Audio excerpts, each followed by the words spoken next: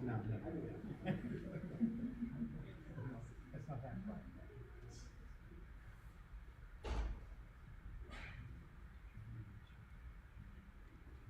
Good Good evening, evening, everyone. everyone.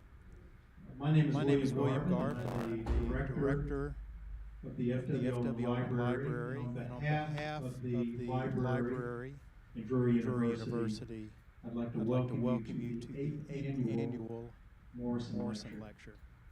The The Morrison Morrison Lecture is Lecture is named named in in honor honor of Drury's of Drury's first first president, president, Nathan Nathan Jackson Jackson Morrison, Morrison, who was a who was a staunch staunch advocate for advocate this for this institution's institution's library library, and who and who understood the understood the redemptive redemptive power power of books of and books reading. and reading.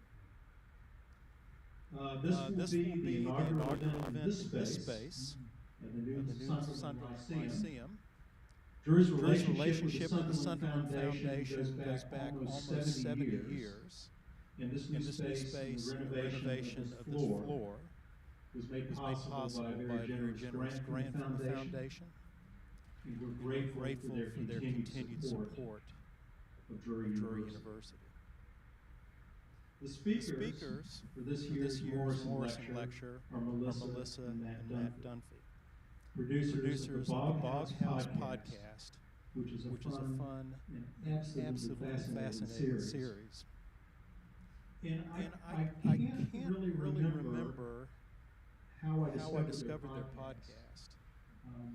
But I listened to it, and as I listened to it, I began to think, well, maybe we might want to see if we could bring these folks in for the Morrison Lecture. And I continued to think about this as I as I listened listened to to more more episodes. episodes. And then there was an episode where where at one point they they went went on on this this sort sort of of little little riff riff about how about great how great librarians librarians are. are, And how much how much they loved, they just they love just love librarians, librarians, and librarians librarians just were just wonderful wonderful people. people. And I And thought I that was thought very that was very nice, nice, of of course. But But I I reminded reminded myself myself that that I I shouldn't shouldn't be be swayed swayed by by flattery. flattery. You know, a You know, a rational, rational, smart smart person person should never should never succumb succumb to that sort of flattery. So, So, I thought about it a bit more, I listened to listened more to more episodes, and episodes, I thought a and I thought a little little bit bit more, more. and Finally finally concluded, I I finally finally said said to to myself, myself, what what wonderful, marvelous people. people. I I must them. invite them. So So here we are. But But aside aside from from falling prey to their flattery, flattery, I I wanted wanted to invite Matt and Melissa because because their their story is is one one that that speaks speaks to the to sheer the sheer fun of fun of discovery discovery and the and the joy joy of of serendipitous serendipitous learning, learning, which is which is the the core core of the of the liberal liberal arts. arts. So please So join please me join in me in welcoming welcoming Melissa and Matt Dunphy. Dunphy.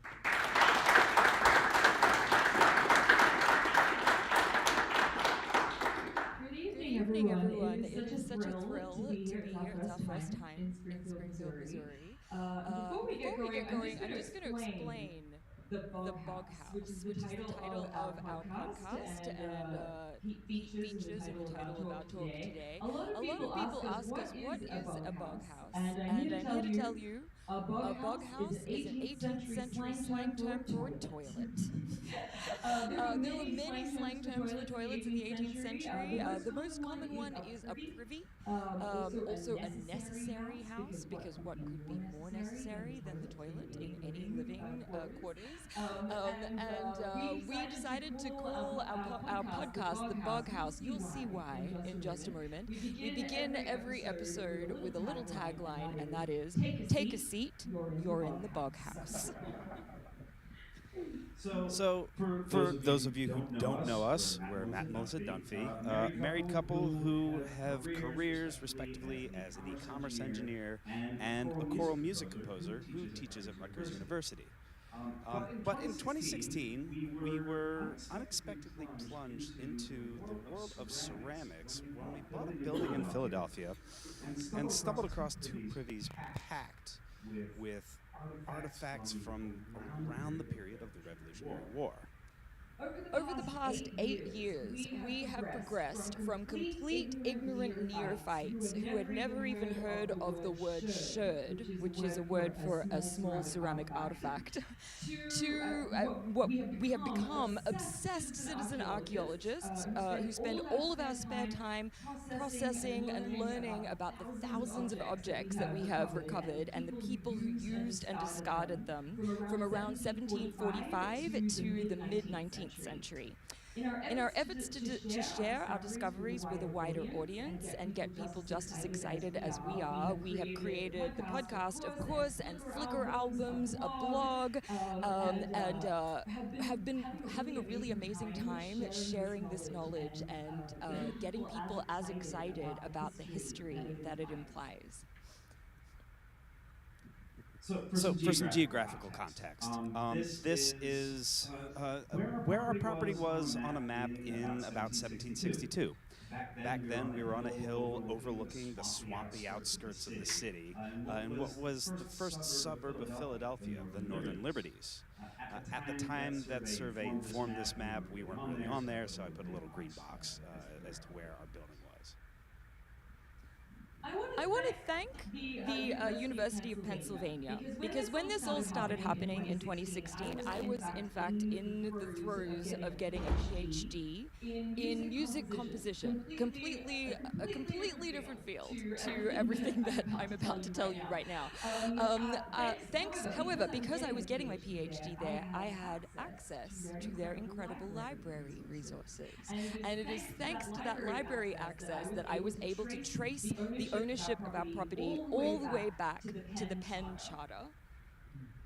In 1745, there were several lots on Callowhill Street deeded to the Quaker merchant and house carpenter Benjamin Mifflin and his wife Hannah by the proprietaries of Pennsylvania, William Penn's sons. Mifflin built 4 houses, they are termed in the literature messuages, which was a brand new word for me, 4 messuages on the lots west of our property. And in 1760, he sold our property, then still an empty lot, to Abraham Carpenter, a cooper. The following year, 1761, he erected a 3.5-story building on Callowhill Street, our street, and also a 2-story tenement building behind us, and behind that, an outhouse that stood as late as 1843. In 1770, the Quaker merchant Daniel Williams and his wife Jane purchased the property in a sheriff's sale and held it until 1783. So this is the period completely encompassing the Revolutionary War. He actually sold it a week before the Revolutionary War was officially ended. It was during this period that we suspect the bulk of our initial finds were deposited, although probably not by Williams and his family themselves. They were very, very wealthy, and they had a house closer to the center of the city, closer to what is now Independence Hall. They also owned a farm about 2 miles north of us, and we think that that's where they primarily resided during these years. They rented the property to merchants and tradesmen who were probably the people depositing the finds. After the Williamses, the land passed into the hands of various owners who were all taking advantage of our proximity to the Delaware River docks. We're about a block from the Delaware River. There was a blacksmith, a ship captain, a Scottish textile merchant and his family who already lived in the neighborhood but were expanding and buying more properties on our block. Also, you can see there a Whig Party county official, one of the very first officials for the Whig Party in Philadelphia in the early 19th century. An Irish liquor merchant, sure. And then finally, by the time we get into the 20th century, it passed into the hands of the produce merchant, Frederick Nothaft. In around 1907, he did something which is the reason why all of these artifacts have been preserved. He converted the 2 buildings that were all on the property into a single building that covered the entire lot of the building, a big warehouse. And he poured what is now a very janky slab of concrete over the entire property, effectively sealing the ground underneath the property and making sure that those 2 archaeological features, those 2 toilet pits, privy pits, were completely untouched until we came along. So, in the early 20th century, the neighborhood had become largely industrial and commercial, as shipyard stockhouses evolved into produce and meat purveyors. These industrial scale manufacturing these houses were converted into sort of industrial scale manufacturing places. For example, Dietz and Watson is a deli meat producer that's actually national now. They were just down the street from us, just about a block away. It's funny. One of my neighbors talked about how Dietz and Watson would come over for Christmas, and he said, and I just assumed he meant the company. He said, "Oh, well, Dietz was the German butcher, and Watson was the English marketer."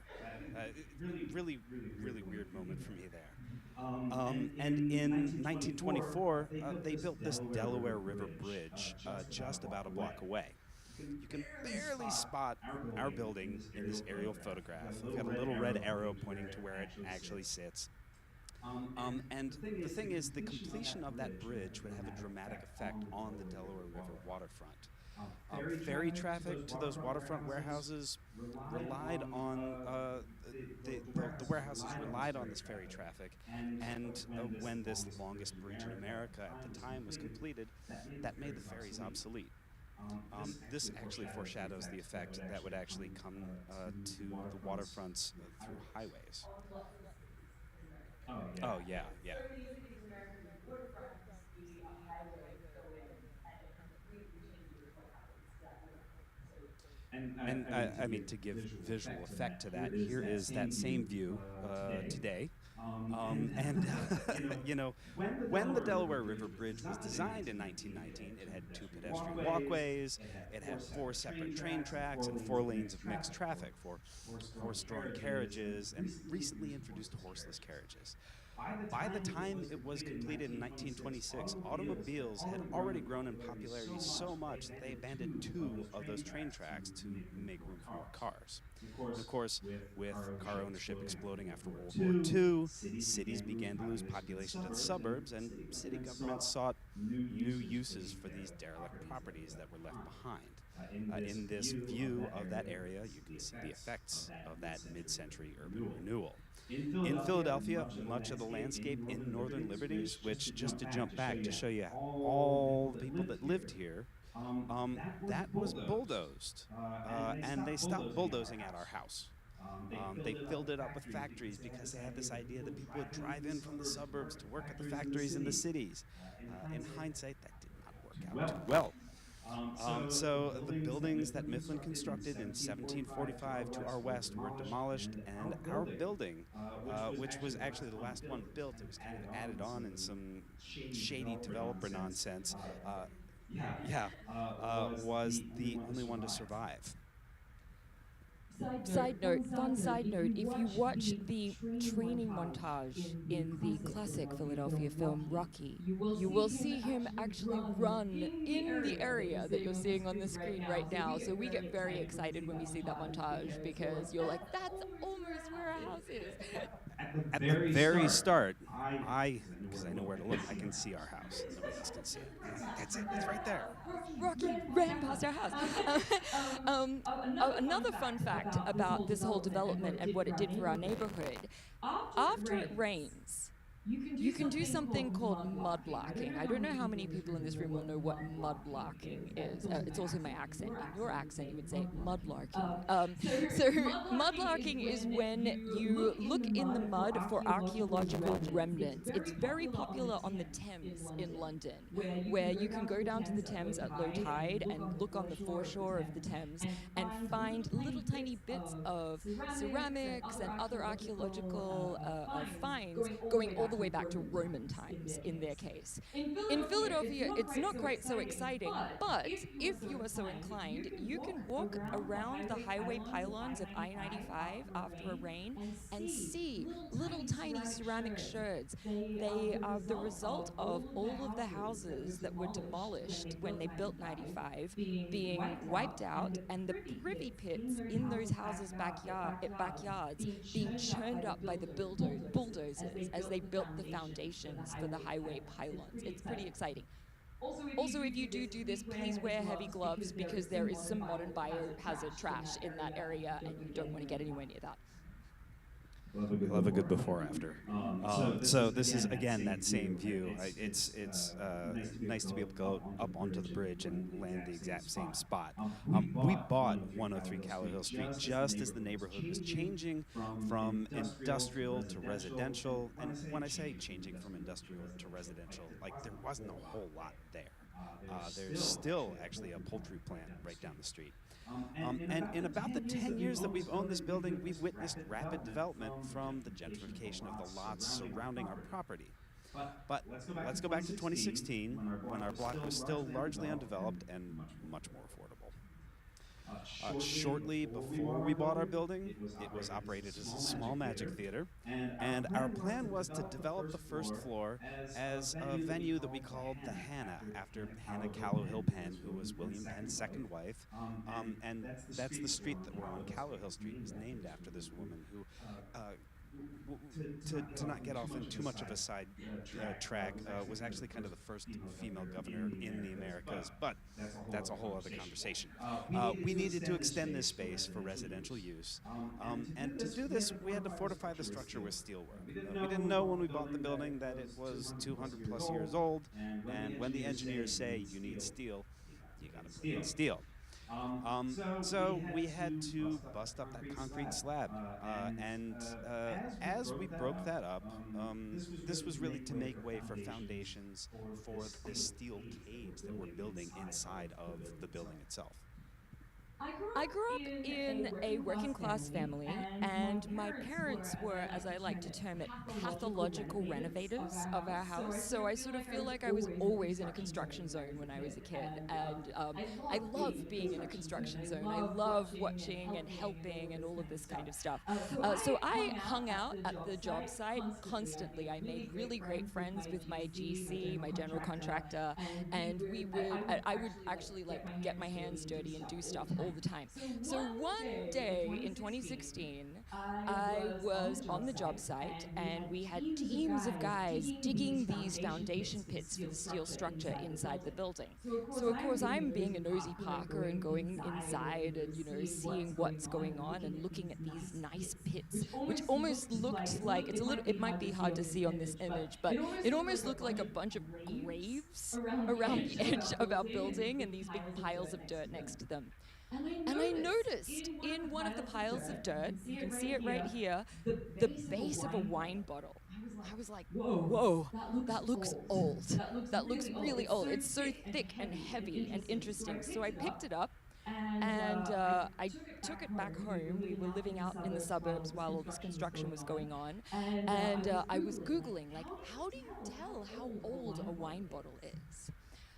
I found some websites from bottle collectors, essentially, and they said, look on the bottom for what is called a pontil scar, which is the sort of almost like a navel on a navel orange. It's like a flaw on the bottom, which happens when someone hand blows a piece of glass, like with a mouth tube, and then breaks off that tube right at the end once the shape is there. That's called a pontil scar.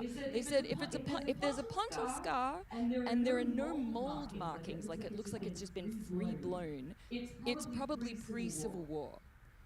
And I said, oh, that is so old. I'm from Australia. It's just as young as America. That seemed immensely old to me. So I remember I sent you a message and said, look what I found. This is pre-Civil War. How cool is that? And I actually only worked about a 15-minute walk away. That was kind of the appeal. There was a lot of appeal in this building, but that was a big one. So after work, I walked over to see what was happening because I know there were workers there while you were there, and I showed up after they went home. And in those piles of dirt that you see in the second from the left picture, I started to pick up pottery, bits and pieces of pottery, animal bones, more glass, and I was just really curious, what is this stuff that's in the dirt pile? So I grabbed a Wawa bag, because that's all there was there, Wawa being, of course, Philadelphia institution is a convenience store. Dropped all the stuff in the bag and took it home because, and this we've learned is kind of the story how a lot of people get into archaeology is you say, who made this pot? Like what you can see the fingerprints already in the pieces that I'm pulling up here, and we just want to know because we just went through a big history of the building, but at the time we had no idea anything about how old this building was. So we decided, of course, at the beginning, I said, we don't really know what we're doing. And just a little context here, both Matt and I went through pretty heavy I want to be an archaeologist when I grew up phases when we were kids. Like, we grew up when Indiana Jones movies were coming out in the 80s and 90s, and I think that it's pretty common for kids to go through this stage. It's sort of, it's always like dinosaurs and then archaeology, and then, maybe you stay there or maybe you go do something else. But we both, our very first vacation together overseas as a couple, we went to Egypt, and this was in like years before any of this happened. So, but I said, okay, this is some fun archaeology, but I want to do this right. So maybe we should try contacting some institutions around town and see if we can get anyone to help us, or if anyone is interested in this stuff. We didn't know the right people to contact, though. And archaeology is like a lot of fields where it's sort of atomized into different specialities. And if you are not in the particular concentration of 18th century ceramic archaeology in an American colonial context, you don't really know anything about it, and you don't care about it that much. So we were contacting all the wrong archaeologists that first time. For example, I'm really sorry to say that the University of Pennsylvania Museum and Anthropology Department, and remember, I was a student at Penn at the time, so I was sending them emails from my Penn student email account. They sent a response to my inquiry on this matter that I can only describe as a really dismissive brush off. Like, it kind of made me a little mad, actually. They basically said, this doesn't fit into our curriculum this semester, bye.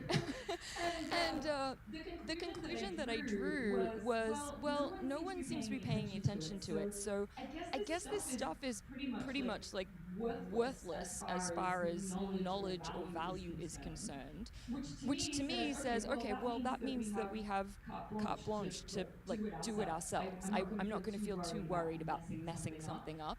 This is just going to be a fun adventure for us. So we went to Google and we took a crash course in how to do archaeology as best we could. And we also were up against a timeline because those pits were going to get filled with concrete by our construction workers, and we couldn't hold up the timeline of construction. So we dug out about half of one of those privy pits where we could see these artifacts coming out of. We call that privy pit now 103 Callow Hill North. Spoiler alert, there's more things to come. I'll just point out this is that first pit, and when we say we dug it out, this bottle is really kind of what changed everything. We were picking up little pieces of stuff, but I had thrown my back out that week, and I asked Melissa, there's this little thing at the bottom of the pit. Can you just, I don't know what that is, can you get that? And she comes out with a wine bottle with a cork in it.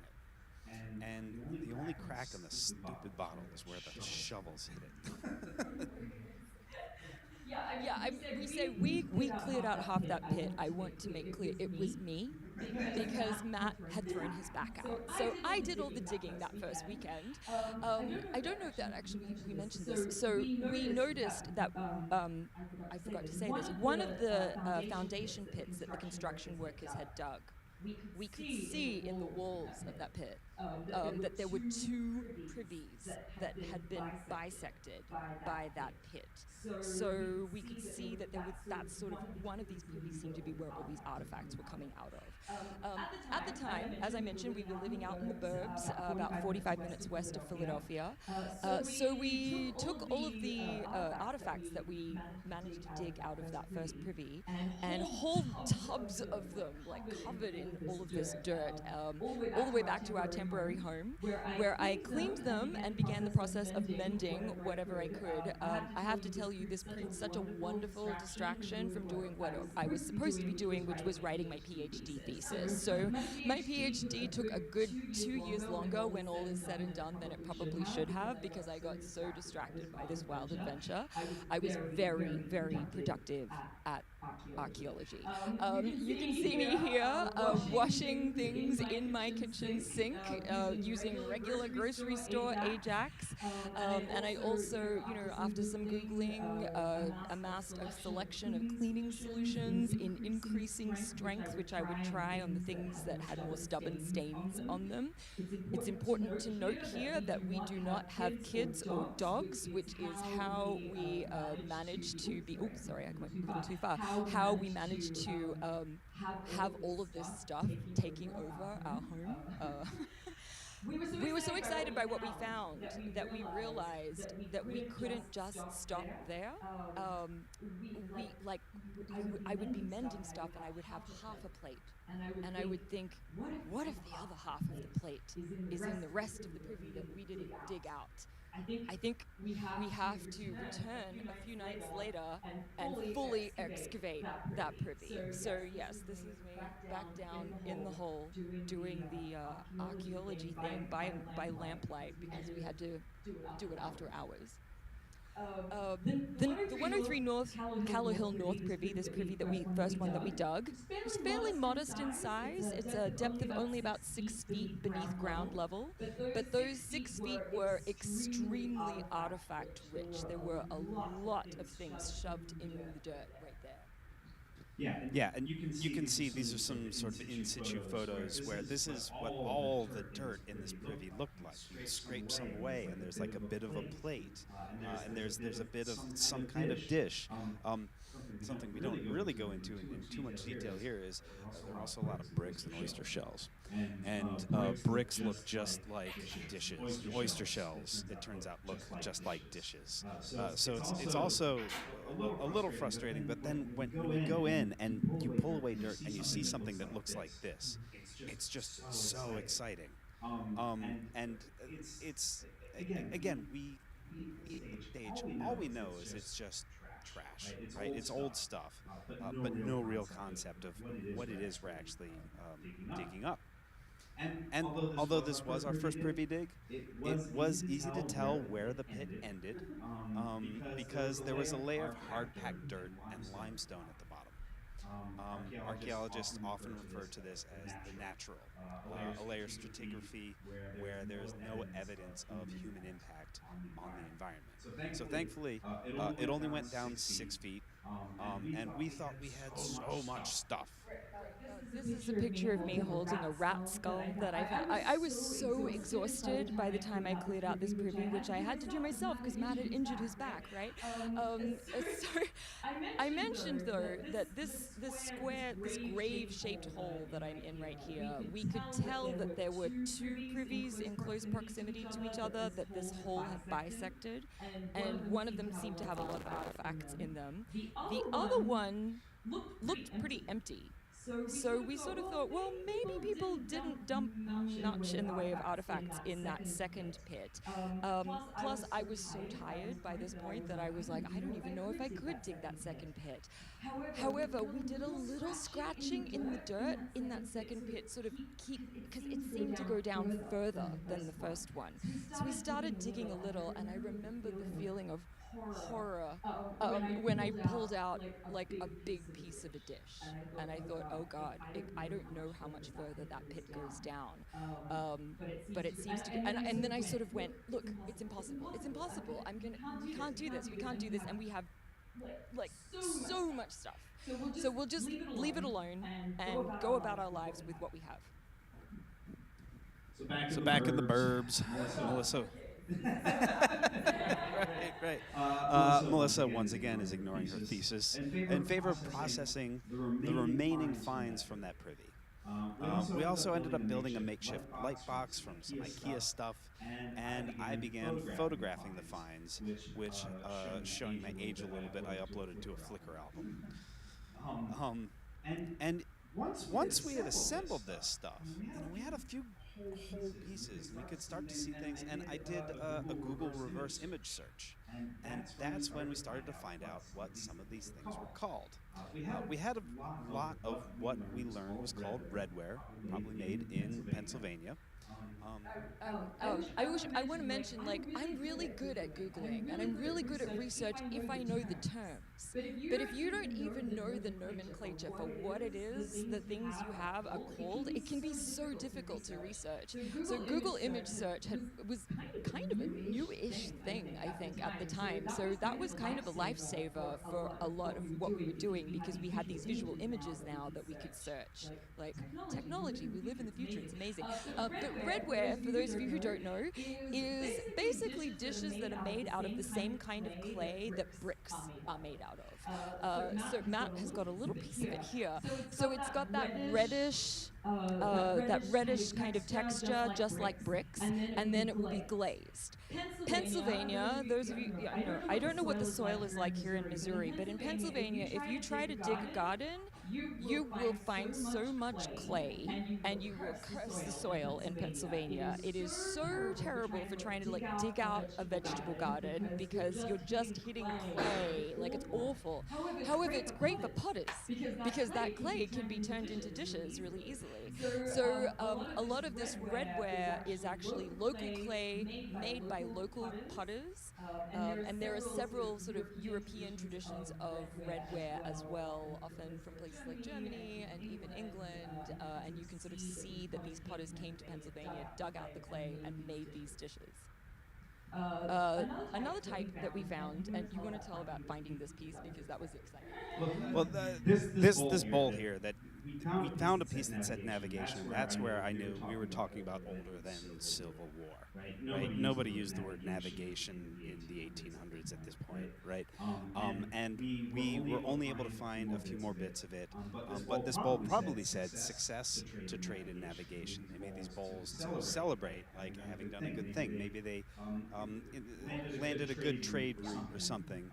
So you fill that up with some Madeira and get blasted, break the bowl, and throw it in the toilet. But it's made of what's called tin glazed earthenware, sometimes called Delftware. But this is not actually made in Delft in the Netherlands. It's made in Liverpool. There's a big factory, sort of. They're still making commemorative stuff there today, actually. So a lot of people are like, oh, it's Delft, and if you want to be perfectly specific, you shouldn't say Delft because it wasn't made in Delft. It's kind of like it's not Champagne unless it's made in the Champagne region of France. So they sometimes say Delft ware to distinguish it from actual Delft pottery, or tin glazed earthenware because there's tin in the glaze that gives it that white quality, and then they use cobalt to draw these blue flowers and write the word success to trade and navigation. Salt glazed stoneware is a type of pottery that was produced until around about mid 1760s. Stoneware means that it was fired at a really high temperature, and I love this stuff because when you clean it, it's really easy to clean. It's not permeable, so it doesn't suck up stains that you might have in the soil from rust or whatever else might go in a privy. So this stuff really helps to date when how old the finds are, because around 1760 they started finding cheaper ways of producing white tablewares, and they stopped making stoneware because they said, well, why would we bother when we can make this much cheaper with a different process? This, in fact, is an example of that different process. It's often called pearlware. It's basically a soft paste porcelain, which, there's a whole history I could get into, but to truncate it down, you all know what porcelain is, china, like proper china. When you go to a Chinese restaurant, they're almost always serving you bowls of rice in little porcelain bowls, right? I grew up like that because, we had tons of porcelain and china in our house. And this stuff seems really ubiquitous and easy to find today. But for hundreds of years, the Chinese really had Europe over a barrel with this stuff. They were the only people who knew the secret of how to make it. Europeans tried for centuries to perfect the art of porcelain making, and they couldn't get the formula quite right. So instead, they would find other ways of imitating Chinese porcelain. They were basically not quite using the right mix of clays, and they weren't firing it high enough. One of the imitation Chinese porcelains was this soft paste porcelain. It doesn't have that glass-like quality like genuine porcelain does, and you can't see light through it. But they figured out how to make it as white as possible, and then they would decorate it in sort of Chinese styles.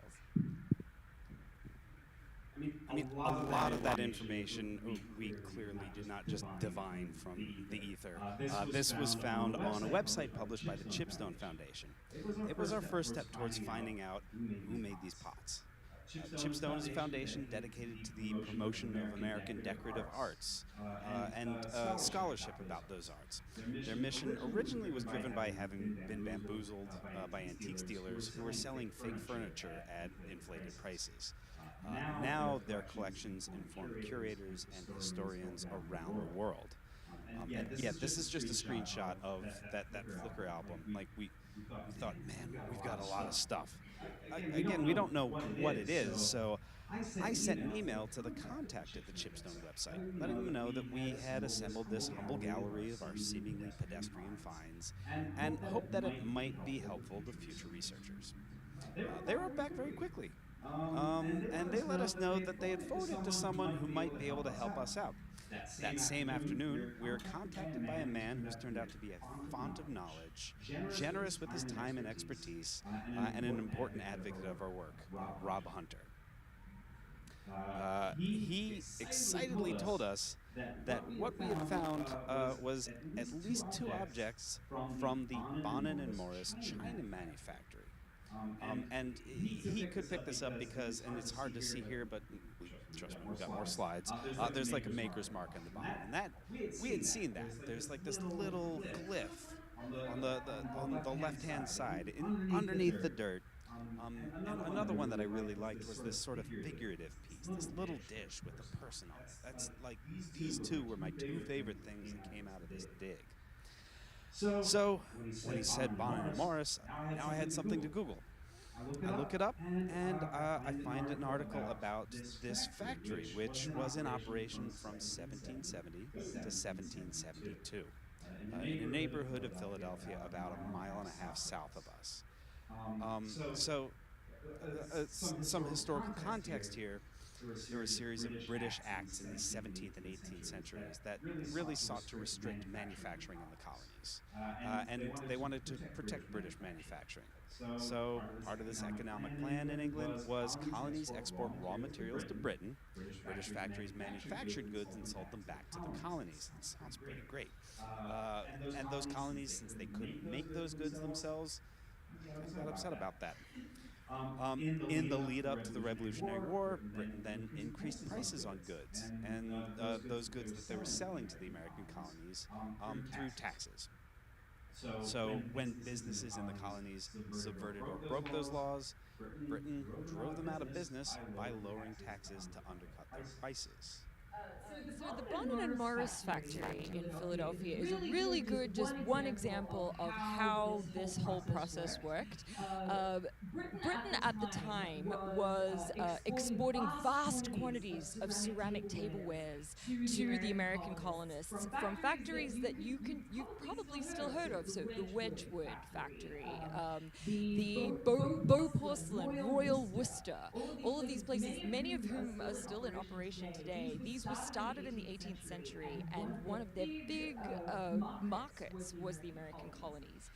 So two gentlemen, Gousset Bonin, I mean, gosh, British people murder French names all the time, and this guy grew up in England, and I'm pretty sure they pronounced his name Goosey, actually. So Goosey Bonin and George Anthony Morris began a factory in Philadelphia, which they named the American China Manufactory.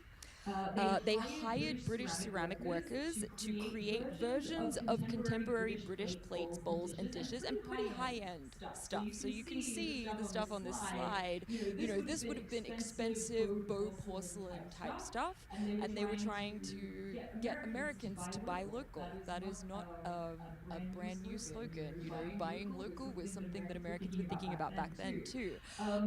One of the things that they did was they marked the bottom of a lot of their goods with a letter P. That will come in handy in just a second. However, just like a couple of years later, by 1772, the repeal of the Townshend Acts, if you cast your mind back to Revolutionary War history, dropped the prices of British goods, including British ceramics. And so cheap British ceramics flooded the market, and they were instantly put out of business, basically. So the factory was only in operation really for 2 years.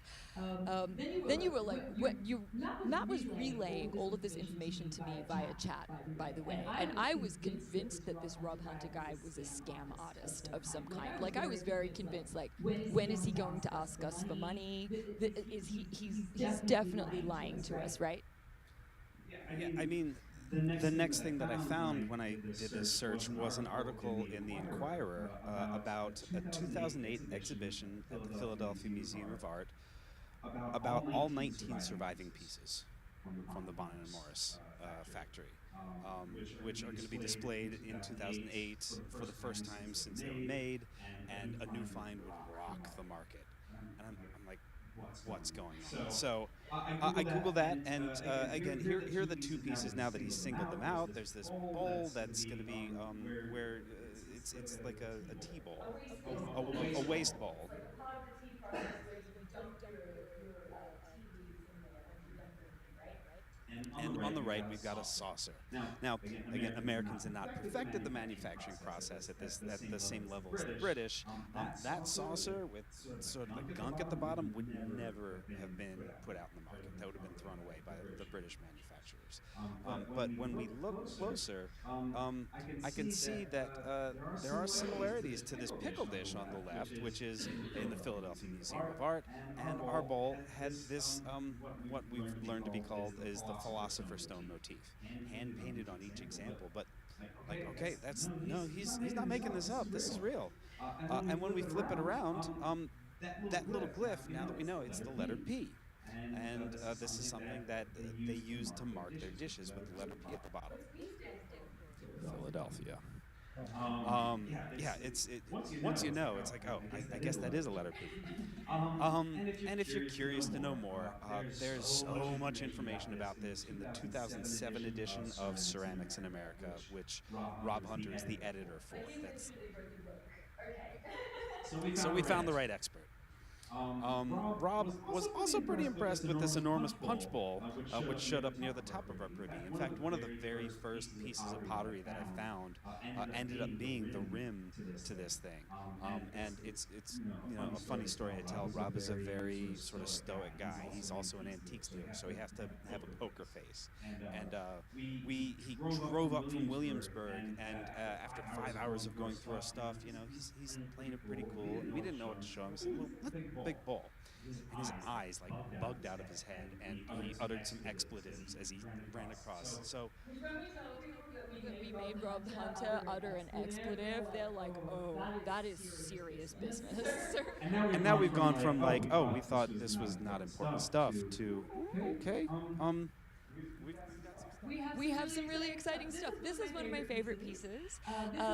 You can see it's a little three-legged mug, which I have learned is called a pipkin. The point of a pipkin is that you could put some day-old soup in there and stick it on the hearth, on the burning embers of your fireplace, and it would heat the soup back up or keep it warm for you. So it's like the 18th century version of a microwave, as I like to call it. It was right at the bottom. In fact, if you can cast your mind back to that in situ picture, at the very bottom there was a thing with a handle. That's this pipkin.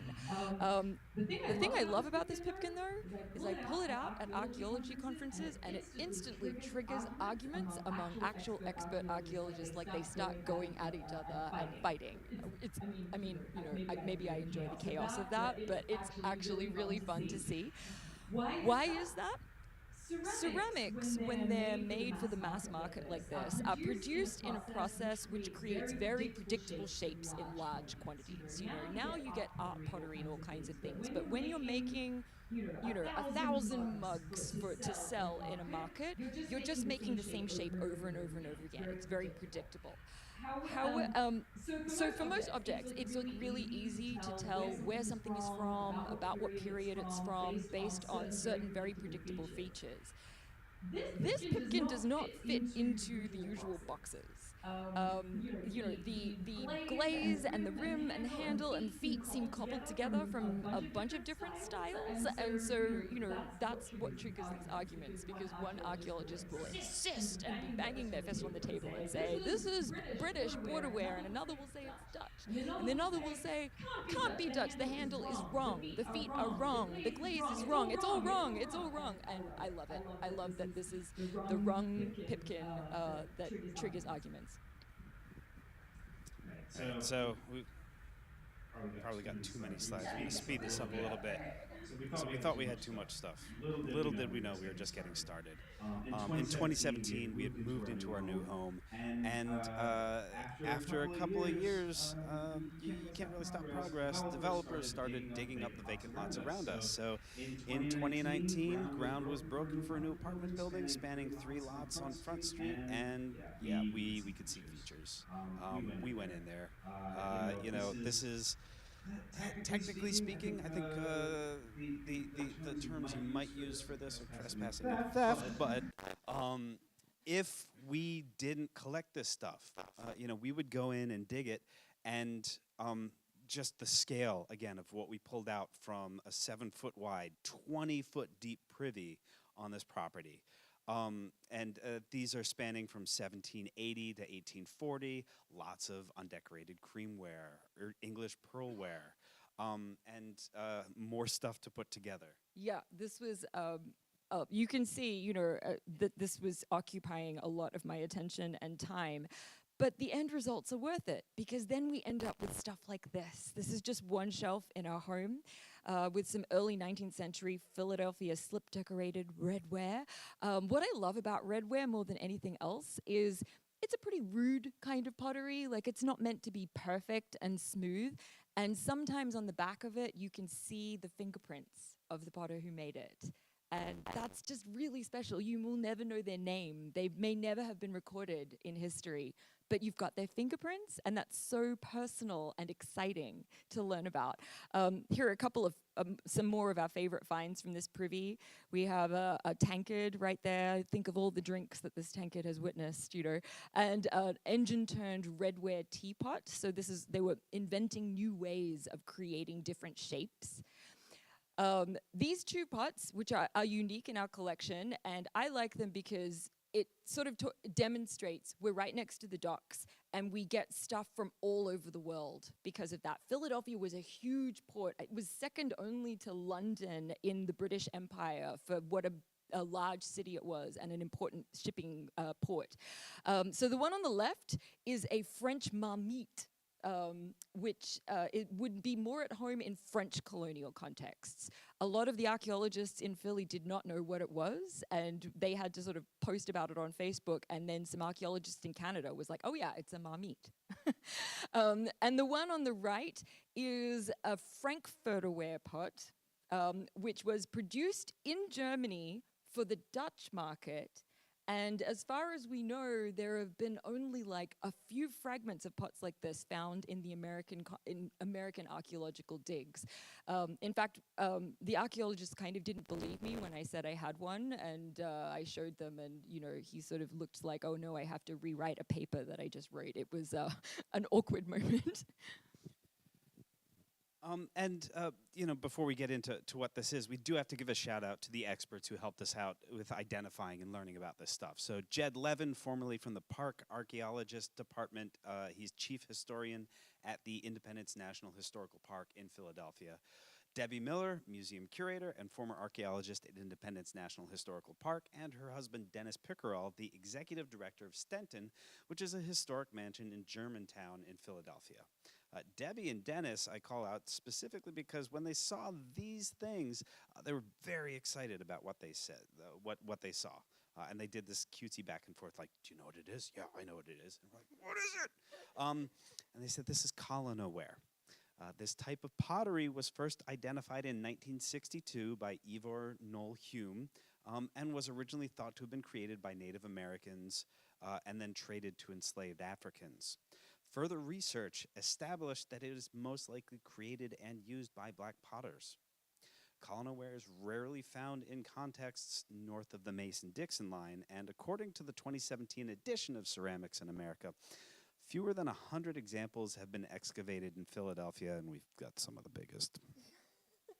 But like really, like, it's not just material culture, right? Archaeology tells the story of people who don't get their history written. So it's really, really, yeah. So at this point, we realized that we had like kind of the things that I had assumed were not important were way more important. And remember how there was that one privy pit that seemed to go down kind of deep and it didn't seem to have a lot of stuff in it? We were like, okay, we got to throw caution to the wind and we've got to dig that thing out. So in late 2019, we went in and did that.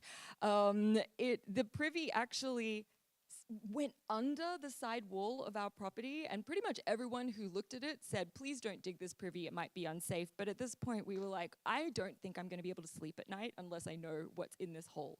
So we went in, and with the help of a bunch of neighborhood privy digging friends, whole other story, we embarked on our most ambitious dig to date.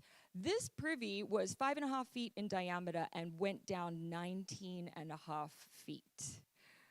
So it was quite deep, but it had some really interesting features as we were getting down. Yeah, and another thing to note, this is the only one that didn't have like the threat of bulldozers. This was, when we tell archaeologists that we had a privy that we could dig in our house, like climate controlled, they're very jealous. Yeah. So this one, we also got to take our time and note that all the different layers of what we see here. And what was interesting about this one is around 16 feet deep, we found about a 4 to 6 inch layer of clay. And artifacts below that clay all date from 1740 to 1760. While all the artifacts above that have a similar date range to the privy that we had dug before. Our assumption is that when Abraham Carpenter bought our lot in that story we were telling before, Benjamin Mifflin, who had owned it, might have cut some corners. This privy was already built, and you're supposed to clean out privies before you sell property. He just dumped a bunch of clay down there. So while he may have been a shady developer, this was a boon for us, as this lower layer had the most artifact-rich and complete objects. I'm going to whip through a couple of things because we're running out of time. So this is one of my favorite bowls. It was created in 1746 to commemorate the Battle of Culloden, in which the English defeated the Scots. And DW Forever is the inscription on it, which stands for Duke William, the Duke of Cumberland, who beat the Scots, known as the Butcher of Culloden. So we have a very precise date for this bowl. It's one of my favorites. We have some Dutch ceramics. The guy who owned the property next to Daniel Williams during the Revolutionary War was a Dutch immigrant. And I always think about how one of the first things I bought when I came to America was a wok, because that's what I cooked on when I was home with my Chinese family. And I am pretty sure that these Dutch immigrants were like, how can I prepare my Dutch cooking if I don't have a Dutch cookpot? So they managed to acquire a Dutch cookpot, perhaps from New Amsterdam up north in New York, because there were places that would have sold them there. Also, just so much redware. So much redware. Some English Staffordshire slipware, which is their sort of version of redware. Tankards, bowls, more punch bowls for people getting drunk, more tankards for getting drunk. I think these people drank quite a lot, actually. Some teapots.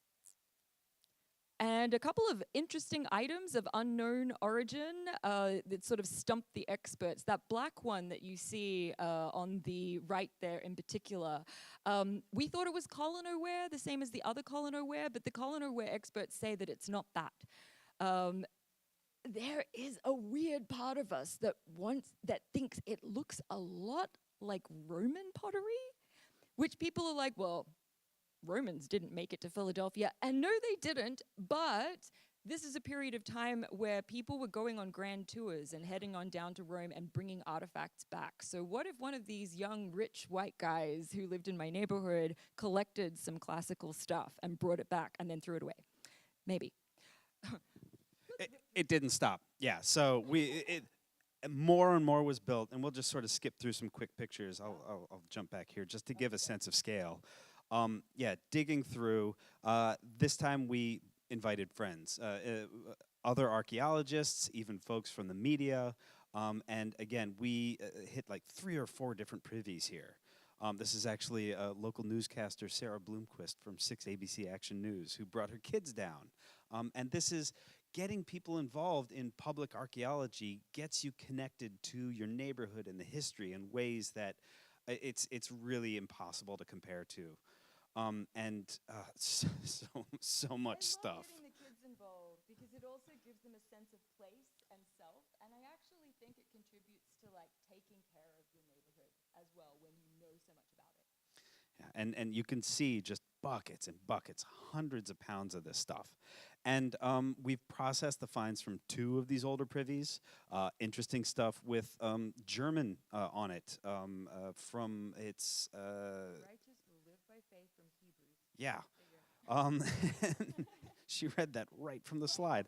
A candlestick from the 1740s, and you can actually buy Williamsburg reproductions of this. This is a fun one. Again, lots to show here, but it said, His Excellency, Commander, and this is all that we found on this piece. We showed it to somebody who knew what was up, and he goes, oh, the Met has a bowl. It says, His Excellency George Washington, Commander-in-Chief. So this is a bowl, again, made probably in Liverpool after the Revolution, but before the United States of America. He's not a president yet. And despite the war, we're still selling bowls to each other. Speaking of George Washington, we've got some weird things. Question marks? There's one bottle that Melissa meticulously put together. By the way, COVID was great for us. Nothing in lockdown beats putting together these 3D puzzles. I was like, lockdown could go another 3-4 months. I have still a lot of jigsaw puzzles to do. So we've got this weird limestone head that when we look at it, it's lime, not even limestone. Probably George Washington. We also joke, we've got a bottle. It's sealed. The seal on it has the initials GW. Now, I don't know how many other GWs were in Philadelphia around 1780. All we know is it is a bottle that says GW on it. More weird stuff that archaeologists can't figure out where it comes from. If you've got family that has a bowl that looks like this, talk to us. Should we cut to the end? Well, I'm actually going to leave us on this because what you should know is that we are still digging and processing finds on our block, which is really exciting and strange.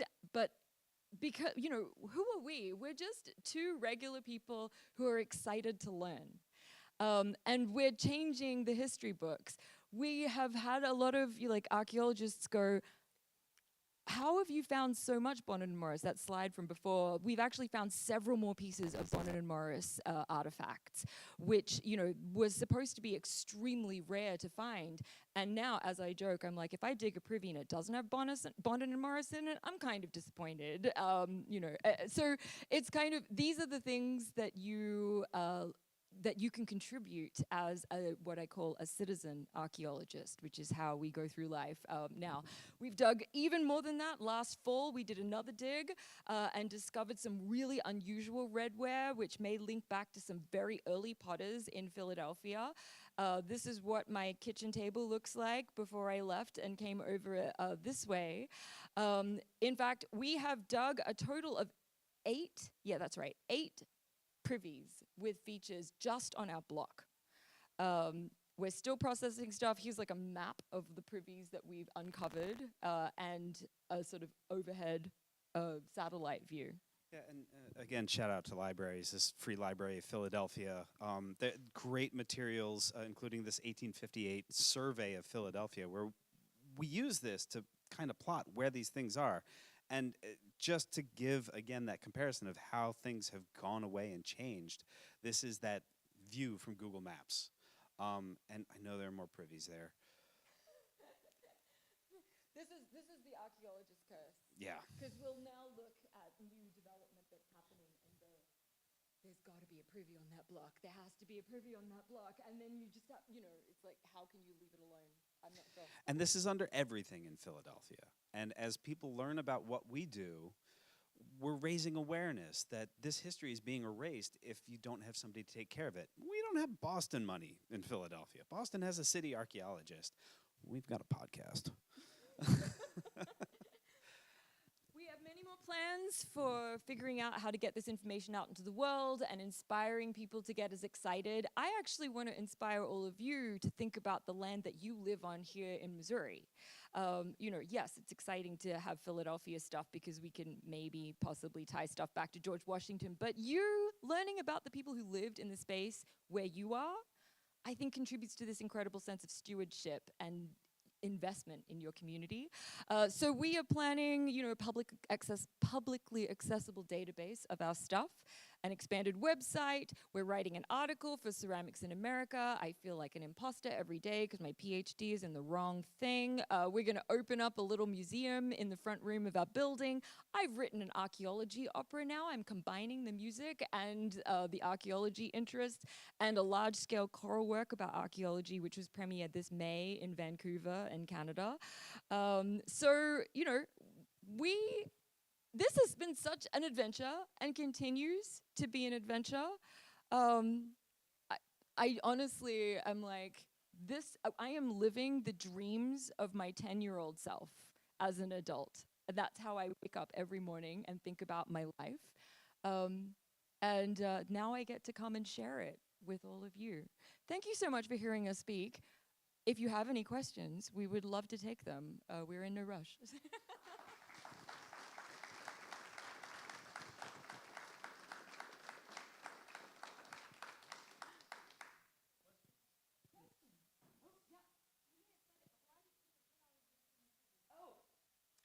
So we thought that too. Like, how many plates have you broken in your life?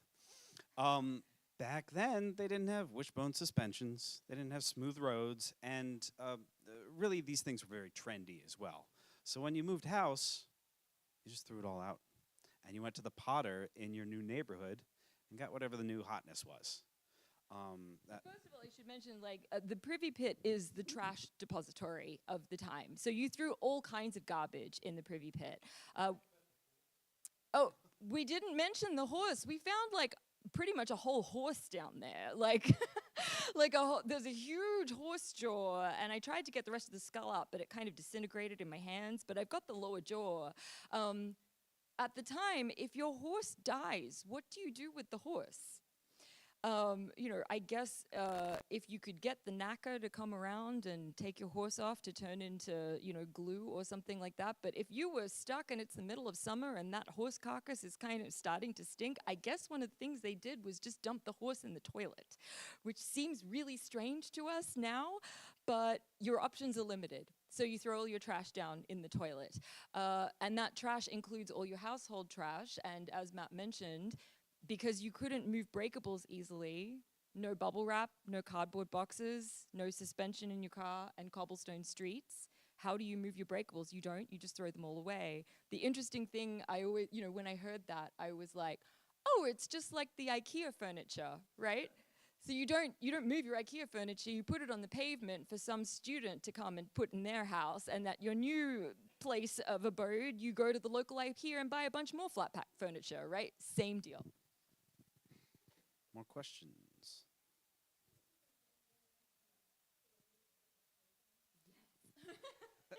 That's right. And boy, what happens when you move a bunch of, peaceful Quakers into a kind of utopian society across, and you feed the next generation on a bunch of lead glazed pottery.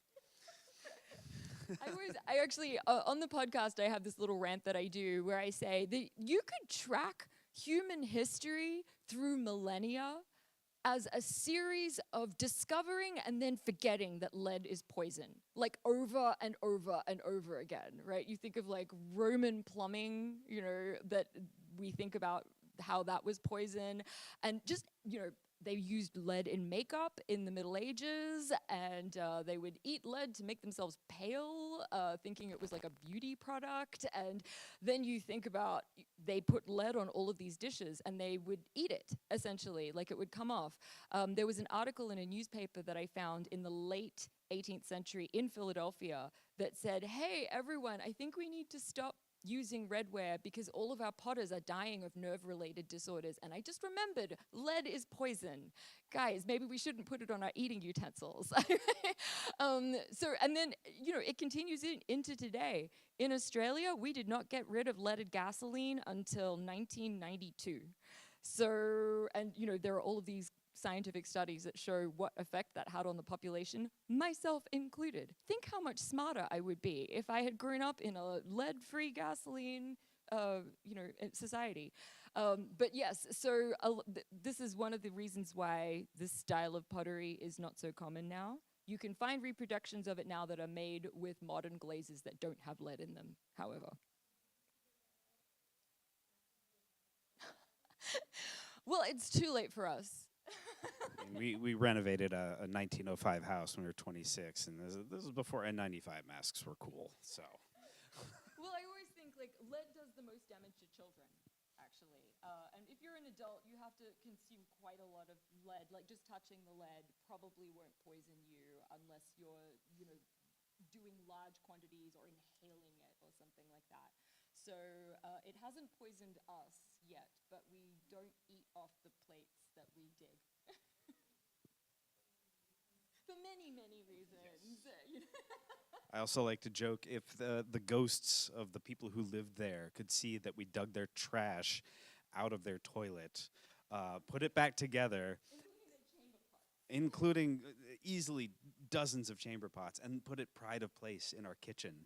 Like they must think we were eating off of the lead. Yeah. Yeah, just absolute lunatics. We have a cabinet above our fridge which has like 6 or 7 chamber pots in it that we've displayed like works of art. I'm like, Marcel Duchamp had nothing on me. Like what? They're nice pots. They're nice pots. They are. Yeah.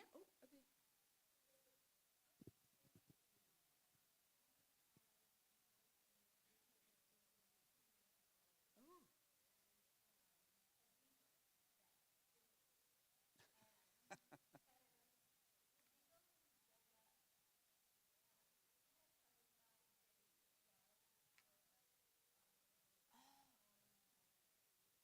Yeah. Send us pictures.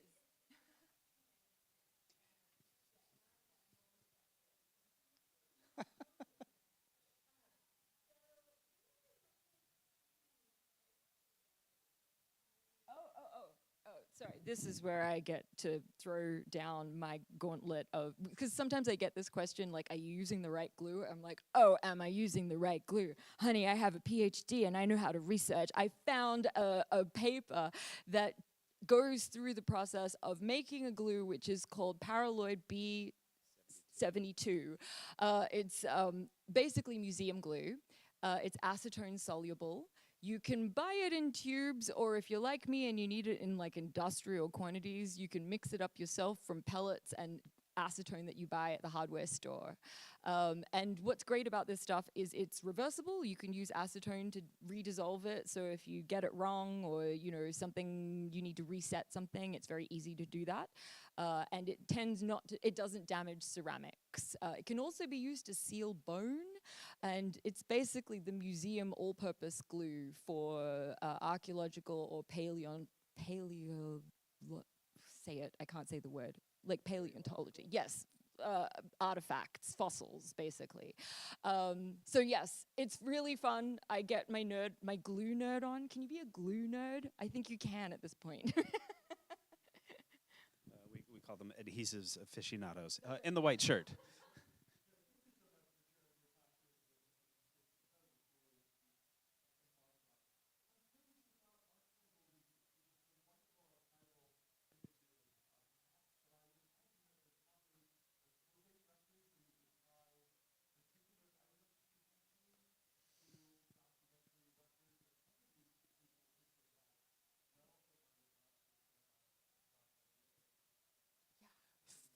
Philadelphia is amazing for that because we had insurance companies. Insurance kind of started in America in Philadelphia.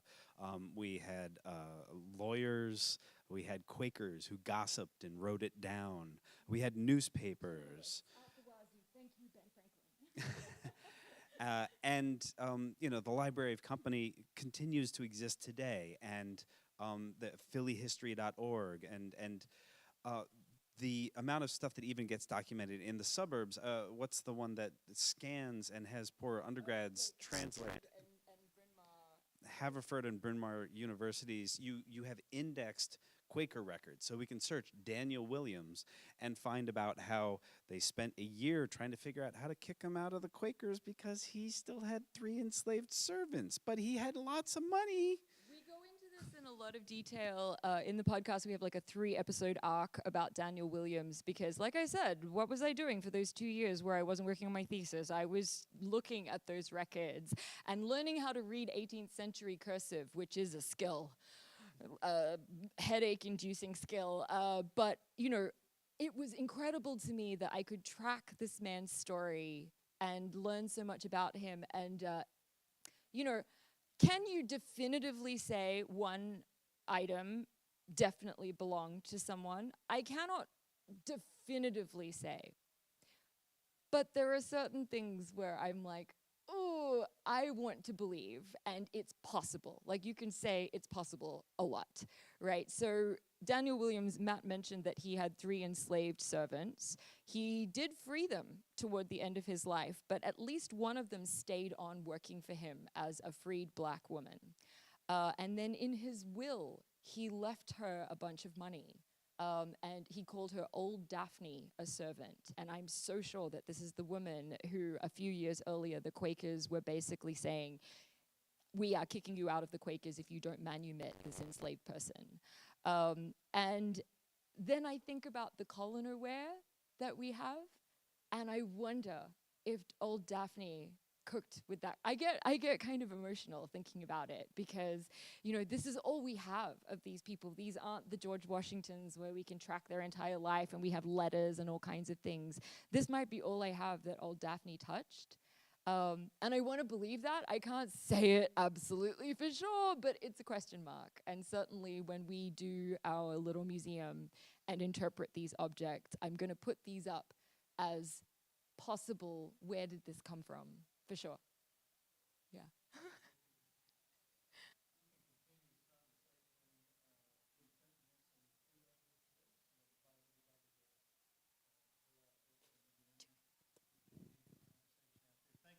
Oh, you're so welcome. Thank you. Thank you. You've been wonderful.